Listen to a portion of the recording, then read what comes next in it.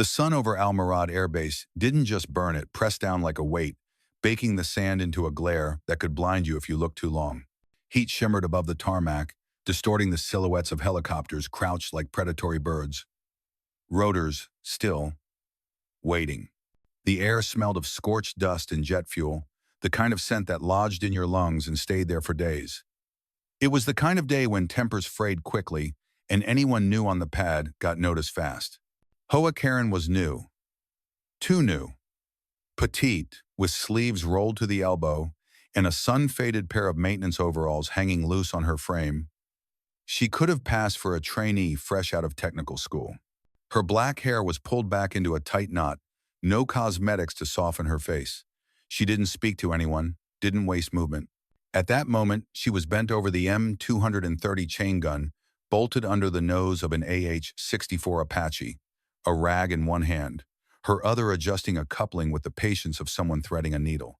From the cockpit above, Captain Elias Ward leaned out, a crooked smirk on his face. "Just clean it," he said, his voice pitched loud enough to carry over the ambient thrum of generators.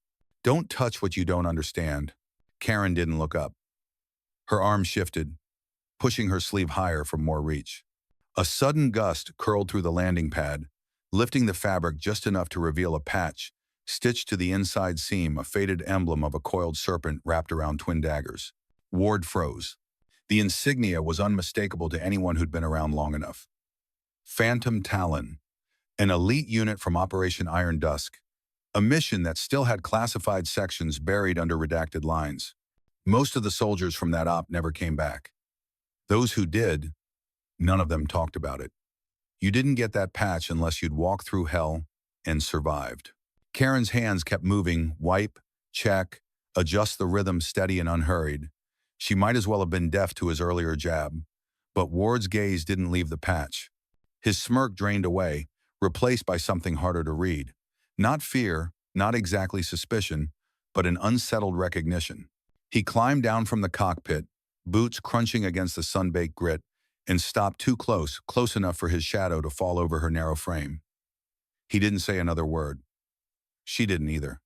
The air between them felt suddenly heavier, as though the entire desert had drawn in a slow, careful breath. Around them, the landing pad kept moving, crews shouting across open spaces, forklifts whining under heavy loads, another Apache spooling up in the distance with its turbines screaming. But that moment, two figures, one standing, one crouched beneath the shadow of a war machine, was its own sealed bubble. Karen had been on base less than a week. Officially, she was here after completing a logistics systems workshop in Europe, reassigned to assist with weapons maintenance. Unofficially, the whispers had started the second she stepped off the transport plane. Too young, too quiet, too ordinary. She wore no rank worth noticing, carried herself like she didn't belong among combat-seasoned crews who'd racked up hours in hot zones. Ward wasn't the only one watching. From across the pad, a wiry mechanic leaned against a crate, a chipped tooth flashing as he grinned at someone out of sight. His voice cut through the engine noise. "They sent us a girl to do the cleaning." A couple of his buddies laughed, eyes sliding toward her and then away again, like they'd already decided the story they'd tell about her. Karen didn't react. She shifted her rag to her other hand, fingers tightening around a wrench, with the kind of unconscious familiarity you didn't get from a manual. And just for a moment, as the rag passed over the gun barrel, the sunlight caught on the worn threads of that phantom talon patch again. This time, more than one set of eyes noticed. The laughter from the crate lingered longer than it should have, carried by the dry wind across the pad. Karen stayed crouched by the Apache's landing gear, eyes on a hydraulic line, movements deliberate. She didn't look toward the voices. Didn't need to. She'd heard every syllable. The wiry mechanic with the chipped tooth pushed off the crate, swaggering closer. His boots scuffed the tarmac in slow, lazy arcs, like he wanted the approach itself to be part of the performance. "Stay away from my M230, all right?" he called out. "Don't need you breaking anything." A couple more mechanics turned to watch, smirks playing on their faces. One of them leaned to whisper something, and they both laughed again. Karen gave a single, almost imperceptible nod, then reached for the gun barrel.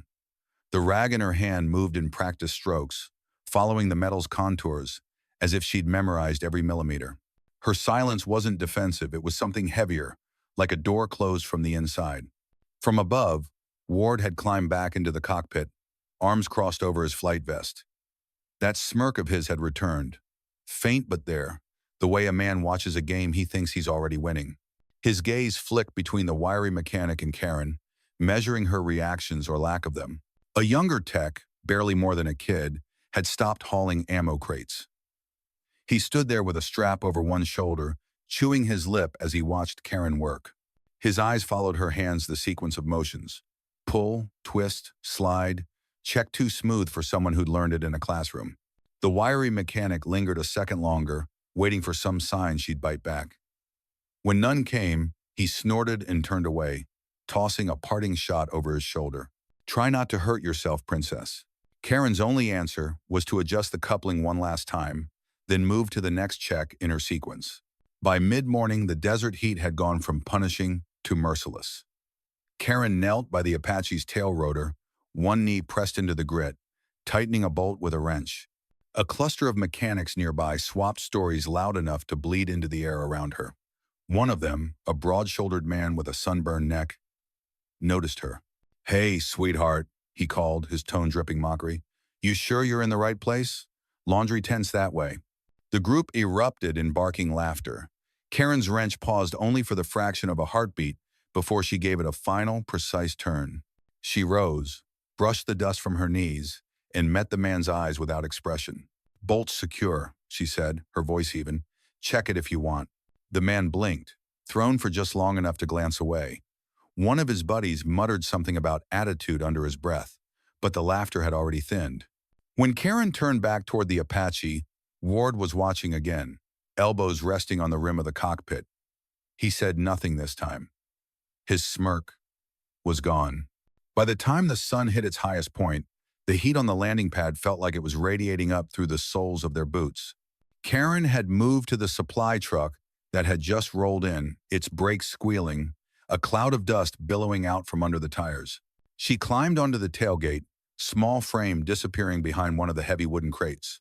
Two techs leaned against the hangar wall, sipping coffee and watching her work. One was lanky, with a patchy beard and eyes that always seemed half amused.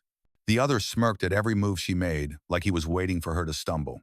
"Careful, princess," the lanky one called, his voice projecting over the rumble of a nearby engine. "Don't break a nail." His friend laughed hard enough to spill coffee down the front of his shirt. Karen didn't pause. She hoisted another crate onto the dolly, setting it down with a muted thud. But as she turned, her sleeve snagged on a splintered edge. The tear was small, but enough the frayed patch beneath caught the light. The phantom talon. The lanky man's grin faltered, his eyes narrowing on the insignia. He didn't say another word, but he kept staring, like he was trying to force a memory into place. Karen tugged the sleeve down in one smooth motion and kept working, face unreadable. Later, in the relative cool of the hangar, Karen crouched beside an open toolbox, reorganizing its contents. Each wrench, socket, and screwdriver went into its slot without hesitation. A small group of mechanics walked past, their boots crunching over loose gravel. One of them, a burly man with a loud laugh and a keyring twirling around his finger, stopped in front of her. "Look at this," he said to the others, gesturing at her, playing shop class like she's going to fix the whole bird herself. The chuckles that followed weren't light, they had an edge to them, a need to cut. Karen's fingers brushed the handle of a worn screwdriver, the wood nicked from years of use. She didn't look up. Instead, she closed the lid of the toolbox with a soft click and stood, slow and deliberate. "Toolbox sorted," she said, her voice low, directed to no one in particular. Something in her tone made the burly man's keys stop spinning. He gave a short, awkward laugh and turned away, muttering something under his breath as the others followed. That evening, while performing a wiring check on the Apache, a clipboard slipped from Karen's hand, clattering onto the tarmac. As she bent to pick it up, an old, creased photograph slid from her pocket. The young mechanic with the nervous lip, the one who'd been watching her, saw it before she could snatch it back. The photo showed a younger Karen in desert camo, standing beside a battered Humvee, arms slung around a soldier whose 1,000-yard stare spoke volumes. The kid's eyes widened, but he didn't say a word. He handed it back, fingers brushing hers for the briefest second. Karen tucked the photo away without a word, her hand lingering over her pocket before she turned back to her work. The kid kept watching. His curiosity had shifted into something sharper suspicion mixed with respect. The week dragged on, heat settling over the base like a suffocating blanket. By the fourth morning, the Apache Karen had been assigned to was scheduled for a live fire demonstration in front of visiting brass. Everyone moved with the clipped urgency that came when higher ranks were about to watch. Karen was at her usual station beneath the M230 when the alarm blared a sharp, urgent tone from the cockpit's control panel. The readout flashed a system fault, firing mechanism offline. The techs froze, trading glances. No one moved. Across the pad, Captain Ward's voice cut through the noise. Somebody get that fixed now. Before the closest tech could take a step, Karen was already moving. She climbed onto the Apache's frame with the ease of someone who'd done it 100 times.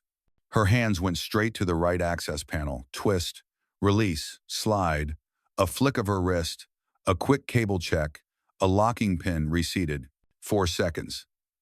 Maybe 5. The alarm stopped. The status light shifted from angry red to steady green. She stepped back down, wiping her palms on her overalls. "It won't jam when you fire now," she said, as if she'd just tightened a loose hinge. Ward stared at her from the cockpit, mouth half open. One of the mechanics muttered, "How the hell?" But no one finished the question. The next day, during a mid-morning training drill, the sky over the base was a hard, washed-out blue. An unmanned aerial target streaked across it, meant to be a controlled run for the demonstration. But a gust of wind pushed it off course, and the thing began to zigzag dangerously toward the base perimeter. Pilots shouted. Ground crews ducked instinctively. The Apache's weapons system was online but locked in standby. Ward was in the pilot's seat, cursing as he fumbled through the override sequence. Karen didn't wait. She vaulted into the co-pilot seat, fingers flying over the controls. Her movements were sharp, precise, as if her hands remembered every placement, every button, without thought. Stabilize. Lock. Aim. She squeezed the trigger. The M230 roared, the chain gun's thunder echoing off the hangars. The aerial target exploded midair, a burst of flame and metal fragments scattering harmlessly over the desert beyond. The pad went silent. No one moved. Ward's head turned toward her slowly, his expression pale, eyes searching her face for something he couldn't name. Karen gave the faintest nod, unstrapped, and climbed down.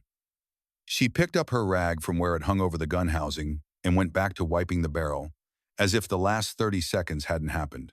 The young mechanic with the nervous lips stood frozen, ammo crate still in his hands. His gaze never left her. Ward stayed in the cockpit a moment longer, fingers drumming on the cyclic. For the first time since she'd arrived, he didn't look like a man in control. By the end of the week, the story of the drone incident had spread beyond the mechanic's corner. Pilots from squadrons Karen hadn't even worked with yet were finding reasons to wander past her Apache. Some stared openly, some pretended not to, but all of them had heard the same whisper, "Phantom Talon." On the 7th morning, a convoy of command vehicles rolled onto the pad for a surprise readiness inspection. Out of the lead Humvee stepped Colonel Marcus Shaw, grizzled, broad-shouldered, with a chest full of campaign ribbons and a stare that had made seasoned pilots stumble over their words. He walked the line of aircraft like a man inspecting weapons before battle, every motion deliberate. When he reached Karen's Apache, his eyes flicked over the machine, then settled on her. They stayed there for a beat too long, narrowing on the faded patch barely visible under her sleeve. "I've heard a lot about you, technician," he said. His voice like gravel dragged over steel. "Some say you're a miracle worker. Some say you're a fraud." Karen didn't answer. Shaw took a step closer, squaring his shoulders so everyone nearby could hear. "If that patch is real, you'll prove it. Right here, right now."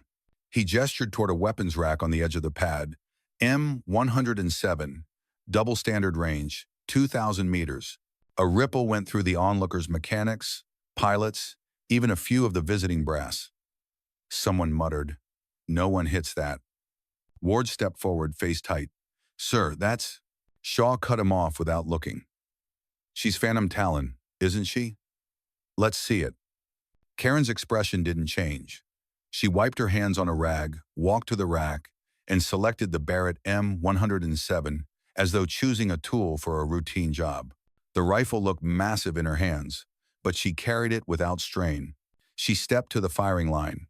The target shimmered in the desert heat, so far away it looked no bigger than a coin. The wind was picking up, pushing grit across the pad. Karen adjusted the bipod, checked the scope, made a micro-adjustment for windage. Around her, the air felt taut, everyone holding still. She exhaled, squeezed the trigger. The rifle's report cracked across the base, echoing against the hangars. A heartbeat later, the spotter's voice called out from the observation post, "Dead center, silence." Then a low murmur that spread through the crowd like a tide. Shaw's jaw worked for a second before he reached for the technical record on a nearby clipboard. He signed it without comment, handed it to the nearest officer, and walked away. Ward was the one who stepped up to her, his voice lower now, stripped of the earlier condescension. "Welcome back, Phantom Talon." Karen gave him a brief, unreadable look, then returned the rifle to the rack and walked back to her Apache. The rag was still there, draped over the gun housing, waiting. She picked it up and kept working. By the next morning, the shot at 2,000 meters had already become legend. It was being replayed in retellings across the base, the distance exaggerated, the wind speed doubled, the target size shrunk to a pinhead in each version. What didn't change was the look on Colonel Shaw's face when the spotter called "dead center." The shift in the air was subtle at first. Mechanics who had once tossed casual jabs now greeted Karen with curt nods. Conversations quieted when she walked into the hangar. The younger techs, especially the ones who'd laughed the loudest before, kept their heads down and their hands moving when she passed. For some, the adjustment came with consequences. The wiry mechanic with the chipped tooth, the first to mock her on the pad, was suddenly reassigned to an indoor inventory post. Rumor had it, the brass had decided his mouth ran faster than his work. He didn't protest. He just avoided her eyes when they crossed paths in the mess hall. The lanky one with the patchy beard stopped calling her princess. In fact, he stopped talking to her at all. More than once, Karen caught him staring, but not with the old smirk. It was the cautious curiosity of someone rethinking everything they thought they knew. Even among the pilots, the ripples spread. The woman with the perfect makeup who'd once called her a flea market stray found herself excluded from her usual lunchtime clique. No one said why. They didn't have to. The looks spoke for themselves. Ward, however, seemed different in a way that went beyond respect. He didn't try to befriend her, didn't suddenly become warm. But he stopped hovering with that air of condescension. When their paths crossed, his nods were short and professional, his comments clipped and neutral. For Ward, that was as close to an apology as anyone had ever seen. The only one whose demeanor hadn't changed was the young mechanic with the nervous lip. If anything, he seemed more drawn to her now. He lingered nearby when she worked, never interrupting, always watching her hands as if trying to memorize the way she moved. One evening, she caught him staring while she calibrated a sensor array. Instead of looking away, he asked quietly, "Was that really you in that photo? The Humvee? The desert?" Karen paused for a beat, screwdriver in hand, then resumed her adjustments. "Do your job," she said, not unkindly. He nodded and didn't press further. By the end of the week, Karen's presence had become something unspoken but undeniable. She didn't claim authority. She didn't change her pace. She still arrived early, worked through the heat, left without ceremony. But now, when she walked the line of Apaches, people moved aside just enough to let her pass. It wasn't fear. It was acknowledgement, the quiet kind that didn't need words. And through it all, the faded Phantom Talon patch stayed hidden under her sleeve, waiting for the next gust of wind to remind them all of what they still didn't know. The day started like any other, the air thin and sharp before the sun climbed high enough to smother the base in heat. Karen was halfway through a pre-check on the Apache's gun mount when the low growl of an engine rolled across the tarmac. It was different from the usual rumble of military trucks or the clatter of forklifts, smoother, heavier, deliberate. Heads began to turn before the vehicle even came into view. A matte black SUV eased onto the pad, its paint swallowing the morning light. The windows were tinted so dark they looked like mirrors. No insignia, no plates, nothing to mark it as belonging to any unit. The SUV stopped just beyond the row of Apaches. The driver stepped out first, short, stocky, wearing civilian clothes and mirrored sunglasses. He scanned the area with the posture of someone who was armed, though no weapon was visible. Then the passenger door opened. A tall man stepped down, moving with a kind of quiet authority that made people instinctively straighten their backs. He wore a dark shirt rolled at the sleeves, plain trousers, and no visible rank, but the set of his shoulders said he didn't need one. He didn't speak. He didn't have to. Conversations faltered. Tools went still in people's hands. Even Ward, standing near the cockpit ladder, froze halfway through a motion, his hand tightening around a rag. The man's eyes swept the pad once, then fixed on Karen. He walked toward her without hurry, each step measured. Karen didn't look up at first, finishing a final torque check on the mount. Only when he was a few feet away did she straighten, wiping her hands on a cloth.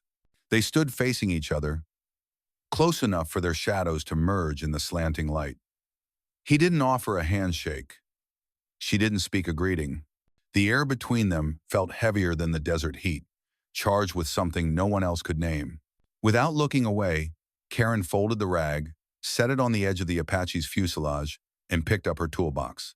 As she passed him, her hand brushed his forearm, not a lingering touch, but enough to be noticed. The man didn't follow. He watched her walk away toward the next helicopter, his expression unreadable. Then he turned, murmured something to the driver, and climbed back into the SUV. The door shut with a muffled thud.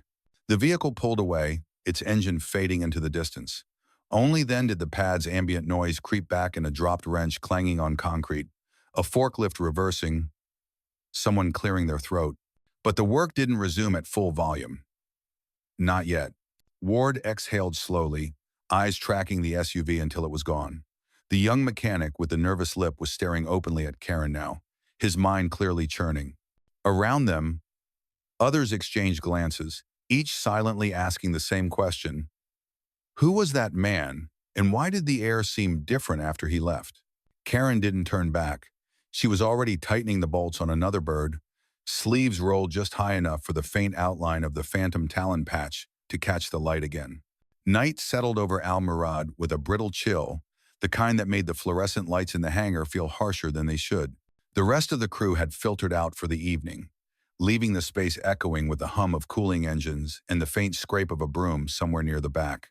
Karen was alone at her Apache, crouched beside an open targeting system panel. Her hands moved with slow precision, adjusting dials no one else touched without a manual. You don't talk much, do you? She looked up to find the base janitor, an older man with a weathered face and eyes that had seen enough to know when not to push. He was leaning on his broom, watching her. Don't need to, she said, tone quiet but firm. He gave a short chuckle. Most folks who keep that kind of silence either have nothing to say or too much. Karen didn't answer. The janitor nodded like she'd confirmed something for him, then went back to sweeping. The quiet didn't last. Bootsteps echoed from the hangar entrance loud, confident. A figure strode in. Lieutenant Cole, a lean pilot with a grin that always carried too much edge. He held a flight log in one hand, waving it as he approached. Since you're so good at fixing things, why don't you clean up this mess too? His voice bounced off the walls, sharper than necessary. Karen didn't look up. She ran her hand along the rotor assembly, fingertips feeling for the tiniest imperfection. Cole stepped closer, his grin widening. What's wrong? Too busy playing soldier to help the real pilots? That made her pause. She straightened, meeting his gaze for the first time. That log's your job, she said evenly. The words were soft, but they cut through the hangar like a blade. Cole's grin faltered. He stood there for a beat, then muttered something under his breath, and walked off, tossing the log onto a workbench on his way out. Karen went back to her checks as if nothing had happened. The following afternoon brought the spark that lit everything. A sudden commotion on the tarmac, voices raised, boots pounding. Karen stepped out of the hangar to see two pilots in a heated argument over a botched maintenance entry. Colonel Shaw was there too, looking ready to flay someone alive. He turned to Karen. Since you're supposedly Phantom Talon, let's see you earn it again. Right now. No excuses. He ordered her to recalibrate the MM-17 sniper system mounted on a neighboring Apache, something usually done over an hour, with a team. Karen walked over, no change in her expression. She slid into the co-pilot seat, powered up the system, and began a sequence so quick the observers could barely follow it. 2 minutes later, the targeting reticle locked onto a test drone. She fired. The drone disintegrated into a spray of parts over the desert. When she stepped down, Shaw didn't say a word, just gave a short nod. The crowd around them had gone silent. Karen picked up her rag, turned, and walked away. The day after the MM-17 shot, the base moved differently. The air was the same dry burn, the same smell of jet fuel and sand, but the way people looked at Hoa Karen had changed again, sharper, more measured, like they were finally aware they'd been standing next to a storm this whole time. She arrived on the pad before sunrise, as always, a silhouette against the pale line of the horizon. No fanfare, no deliberate swagger. Just the same steady walk toward her Apache, toolbox in one hand, rag tucked in the other. The young mechanic with the nervous lip was already there, pretending to check an ammo crate but mostly watching her approach. When she reached the bird, he blurted, "Ma'am, I didn't know about you before. I'm sorry." Karen paused, her hands still on the fuel line she'd been about to inspect. Her eyes softened just a fraction. "Do your job," she said, not unkindly. "That's enough." He nodded quickly, almost relieved, and turned back to his crate. Word about certain people had gotten around faster than the truth about Karen's past. The wiry mechanic, with the chip-toothed desk duty now. Out of sight. The patchy-bearded one who'd smirked the loudest had been pulled onto backshift rotations no one wanted. Even a few of the pilots had felt the sting. Cole, after his stun in the hangar, was reassigned to transport runs, far from any combat drills. No formal announcements, just quiet consequences. Karen never commented on any of it. She didn't need to. Late that afternoon, while she was running a final torque check, a breeze came in from the west, cool for once. It lifted her sleeve just enough for the phantom talon patch to flash in the sunlight. A couple of nearby techs noticed. One of them opened his mouth like he was going to ask something, then thought better of it. The SUV hadn't returned since that day, but people still talked about it in low voices. Who the man was, why he'd come, why she hadn't spoken a word to him. The theory spiraled: old commander, intelligence contact, family. No one guessed the truth. No one would. By dusk, the pad was nearly empty. The engines had gone quiet, and the air carried only the faint ticking of metal cooling in the desert night. Karen closed her toolbox with a soft click, slung the rag over her shoulder, and walked the length of the tarmac toward the hangar. No one stopped her, no one called out. They just watched. At the edge of the pad, she paused for a moment, glancing back at the row of Apaches sitting in the orange wash of sunset. The patch under her sleeve was hidden again, but its weight was there not on the fabric, but in the air. The desert didn't care about stories. It burned everyone the same.